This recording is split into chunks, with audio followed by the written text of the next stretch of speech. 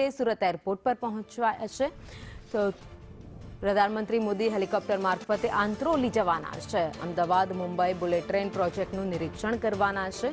Station સુરતની ઓરખ diamond આકારનું બનાવાયું છે। તો ઓરખ ડાયમંડ આકારનું આ સ્ટેશનનો આકાર આપવામાં આવ્યો છે। સુરતથી બિલીમોરા રૂટ પર બુલેટ ટ્રેન દોડાવવામાં આવશે અને આ જ પ્રોજેક્ટનું નિરીક્ષણ વડાપ્રધાન નરેન્દ્ર મોદી કરવાના છે। તો પ્રધાનમંત્રી આજે ગુજરાતના પ્રવાસે છે ત્યારે તેમનું ડ્રીમ છે જે બુલેટ ટ્રેન પ્રોજેક્ટ। એવા બુલેટ ટ્રેન પ્રોજેક્ટની ગતિ કેટલા પૂરજોશમાં ચાલી રહી છે, કામ કેટલા પૂરજોશમાં ચાલી રહ્યું છે એનું નિરીક્ષણ ખુદ વડાપ્રધાન નરેન્દ્ર મોદી કરવાના છે।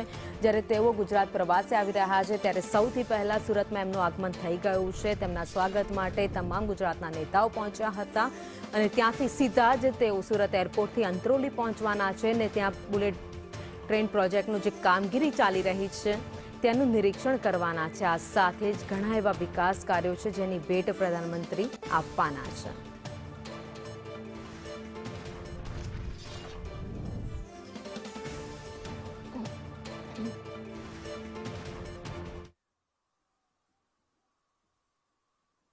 प्रधानमंत्री मोदी साहब ने बिहारना लोकोनी जे इच्छा है ये व्यक्त करी।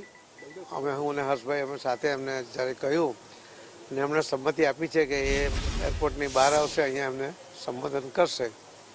एमनुं जे सन्मान करवा मांगे जे सन्मान स्वीकारशे। स्टेज पर कोई नहीं आवे परंतु एनुं सन्मान अभिवादन स्वीकारशे।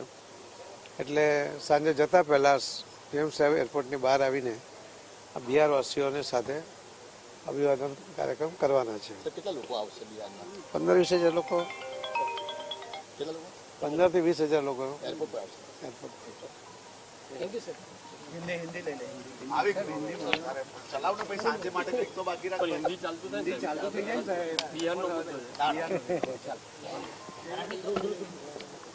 माननीय प्रधानमंत्री श्री नरेंद्र मोदी साहब बिहार का कल का भव्य विजय के बाद आज पहली बार सूरत आए हैं। सूरत में बुलेट ट्रेन का जो अंतरौली का रेलवे स्टेशन बना है उसकी विजिट करके वहाँ से नर्मदा जिले में अलग अलग कार्यक्रम है और डेडियापाड़ा में भी माननीय बिरसा मुंडा जी के कार्यक्रम में जाने वाले हैं। बिहार वासी जो सूरत में या दक्षिण गुजरात में है उनकी इच्छा थी कि हम साहब का अभिवादन करें और सम्मान करें। हमने मैं और हर्षभाई ने अभी पीएम साहब को रिक्वेस्ट किया था और साहब ने हाँ कर दी है। पीएम साहब 4 बजे एयरपोर्ट पर बाहर आकर बिहार वासियों का अभिवादन करेंगे, उनके साथ सम्मान के कार्यक्रम में हाजिर रहेंगे। तो 4 बजे आपकी बात इतना बड़ा परिणाम आया।